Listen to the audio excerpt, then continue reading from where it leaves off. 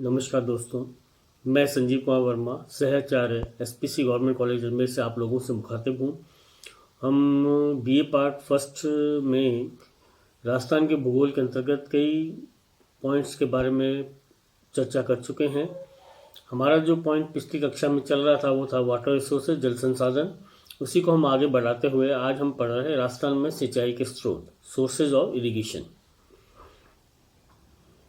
राज्य में विभिन्न स्रोतों द्वारा सिंचाई का विवरण इस प्रकार से है। पहला, कुएं तथा नलकूप। राजस्थान में कुएं परंपरागत सिंचाई के साधन हैं जिनसे विभिन्न प्रकार के मानवीय एवं पशु साधनों द्वारा जल निकाल कर सिंचाई की जाती रही है और आज भी की जाती है। आज गहराई से जल प्राप्त करने हेतु अनेक क्षेत्रों में नलकूपों या ट्यूबवेल्स का प्रयोग किया जाता है। संपूर्ण रूप से कुओं एवं नलकूपों से राज्य के कुल सिंचित प्रदेश के लगभग 60% भाग पर सिंचाई की जाती है। अतः स्पष्ट है कि राज्य में ये सिंचाई का सबसे प्रधान साधन है। 16-17 में 72.72 लाख हेक्टेयर भूमि पर इनके द्वारा सिंचाई की जा रही थी। कुओं द्वारा सिंचाई उन प्रदेशों में अधिक सफल होती है जहां भूमि पर जल स्तर की गहराई कम है, जैसे भरतपुर, अलवर, उदयपुर, अजमेर में जल स्तर 6 से 12 मीटर की गहराई पर है। इसी प्रकार जयपुर, दौसा, सवाई माधोपुर, भीलवाड़ा, चित्तौड़गढ़, बांसवाड़ा, डूंगरपुर, कोटा, झालावाड़, बूंदी, बारां, टोंक में भी जल स्तर 10 से 18 मीटर के मध्य है। किंतु दूसरी ओर पश्चिमी राजस्थान में अधिकांशतः जल स्तर 50 मीटर से अधिक गहराई पर होने के कारण केवल कुओं का जल ही पीने के पानी हेतु प्रयुक्त होता है। जिन क्षेत्रों में जल स्तर नीचा है वहां नलकूपों का प्रचलन अधिक हो रहा है, जिसमें भूमि में छिद्र बनाकर पाइपलाइन डालकर पंप द्वारा पानी विद्युत मोटर से तीव्र गति से निकाला जाता है, जिसका उपयोग सिंचाई में किया जा रहा है। नलकूपों के विकास से राज्य के विभिन्न भाग में सिंचाई एवं पेयजल उपलब्ध होने लगा है और निरंतर नलकूपों के सिंचाई क्षेत्र में निरंतर वृद्धि होती जा रही है। इस दिशा में राज्य सरकार द्वारा अत्यधिक सहायता दी जा रही है। राज्य में नलकूपों के विकास हेतु न केवल राज्य के जल संसाधनों का सर्वेक्षण कराया गया है, अपितु अनेक योजनाओं के माध्यम से किसानों को ऋण प्रदान किया गया है तथा तकनीकी सहायता भी दी गई है। जल निगम इस दिशा में महत्वपूर्ण कार्य कर रहा है। सामुदायिक नल योजना में 50% तक अनुदान प्रदान कर नलकूप लगाने का प्रावधान किया गया है। नहरों द्वारा सिंचित क्षेत्रों में जहां जल स्तर उच्च हो गया है, नलकूपों का विस्तार किया जा रहा है, किंतु भूजल के इस अतिशय शोषण से प्रदेश में भूजल स्तर नीचा होता जा रहा है। ये एक चिंता का विषय है जिसके प्रति सचेत होने की आवश्यकता है। दूसरा प्रकार का जो साधन है सिंचाई का वो राजस्थान में वो है तालाब। राजस्थान में तालाबों से सिंचाई का प्रचलन प्राचीन काल से चला आ रहा है। वर्षा के जल को निचले गर्त में एक सिरे पर बांध अथवा दीवार बनाकर एकत्र कर लिया जाता है।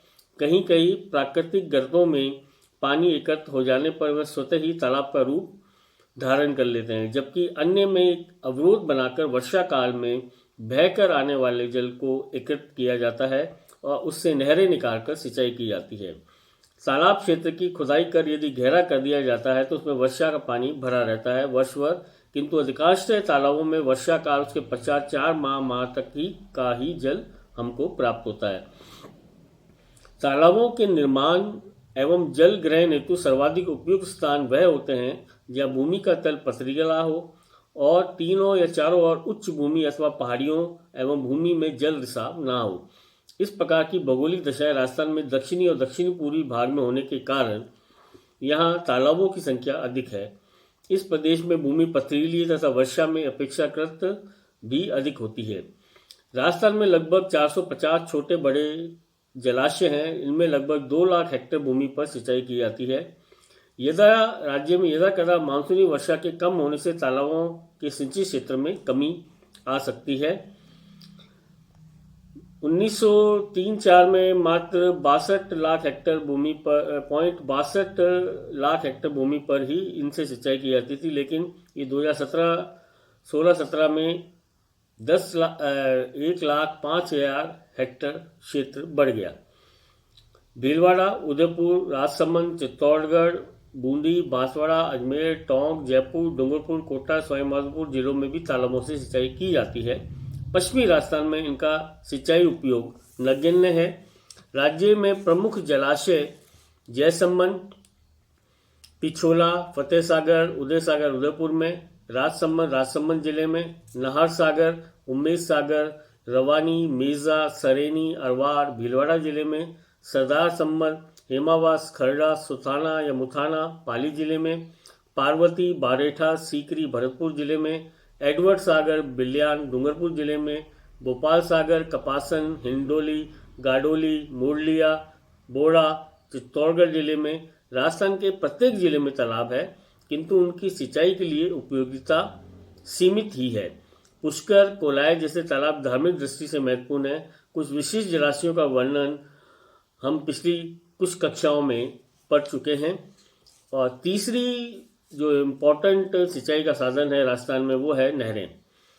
नहरें राजस्थान में सिंचाई का प्रमुख साधन है। राज्य की नदियों से नहरें निकालकर और निकटवर्ती राज्यों की नदियों का जल नहरों के माध्यम से सिंचाई में उपयोग में लिया जाता है।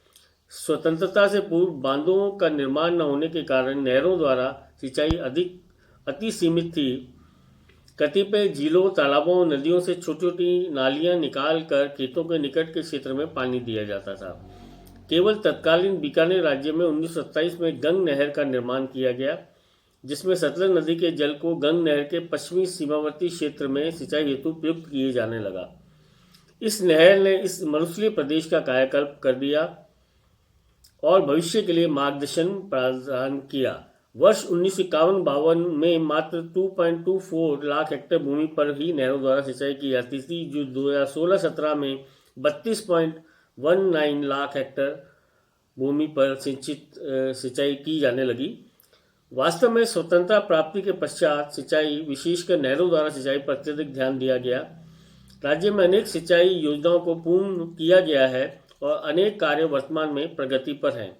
राज्य की जो प्रमुख सिंचाई योजनाएं हैं वो इस प्रकार से हैं: इंदिरा गांधी नहर, भाखड़ा नहर, गंग नहर, चंबल परियोजना, माही परियोजना, जाखम परियोजना, सिद्धमुख परियोजना, नौहर परियोजना, गुड़गांव नगर नहर और नर्मदा नहर। मध्यम श्रेणी की परियोजनाएं जिन पर कार्य प्रगति पर है वह इस प्रकार से हैं: पहला भीम सागर झालावाड़ में, दूसरा विलास बारा में, तीसरा सोम कमला अंबा डूंगरपुर में, चौथा पांचना सवाईमाधोपुर में, सावन भादो कोटा में, सोम कागदर उदयपुर में, छापी झालावाड़ में, परवन लिफ्ट कोटा में और हरिश्चंद्र भी कोटा में। इसके अतिरिक्त गंग नहर, गंभीरी, मेजा और जयसमंद से संबंधित नहरों का पूर्ण निर्माण कर मरम्मत का भी कार्य किया जा रहा है। उपयुक्त योजनाओं द्वारा नहरी सिंचाई के क्षेत्र में पर्याप्त प्रगति हुई है और अनेक प्रकार की योजनाएं जो इस पूर्व में पूर्ण नहीं हो पाई थी उनका भी कार्य अब तेजी से प्रगति पर है और ये कार्य पूर्ण होगा तो सिंचाई सुविधा का पर्याप्त लाभ मिलने लगेगा। राज्य की प्रमुख नहर सिंचाई परियोजनाओं को अगर हम देखें तो उसमें सबसे प्रमुख नहर सिंचाई परियोजनाएं हैं वो है चंबल परियोजना। चंबल परियोजना के बारे में हम कल पढ़ेंगे। धन्यवाद।